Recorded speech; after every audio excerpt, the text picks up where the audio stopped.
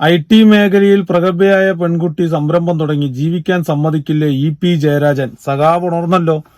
ഇതിനു മുമ്പ് എത്ര സംരംഭങ്ങൾ കേരളത്തിൽ ഈ പറഞ്ഞ പാർട്ടികളുടെ ബേസിൽ തകർന്നു പോയിട്ടുണ്ട്. പിരിവായിക്കോട്ടെ, എന്തായിക്കോട്ടെ, എത്ര കമ്പനികൾ അല്ലെങ്കിൽ എത്ര സംരംഭങ്ങൾ ഇവിടെ തകർന്നു പോയി. ഒരു ഉദാഹരണം പറയുകയാണെങ്കിൽ കിറ്റെക്സ് എന്ന് പറഞ്ഞ കമ്പനി തൊഴിലാളി സംഘടനകൾ തന്നെയാണ് ഈ കമ്പനികളെല്ലാം അടച്ചു പൂട്ടാൻ തന്നെ കാരണം.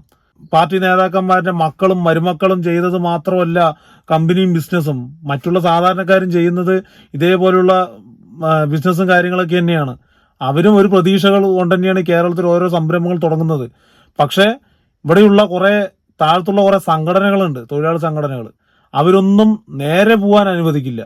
അവരുടെയൊക്കെ വിചാരം ഒരു കമ്പനി തുടങ്ങുന്നത് ഞങ്ങളുടെ പാർട്ടി ഫണ്ടിലേക്ക് പൈസ പിഴിയാൻ വേണ്ടിയിട്ട് ഒരു സംരംഭം നമ്മൾ തുടങ്ങിയിട്ടു എന്നുള്ള ലെവലാണ്.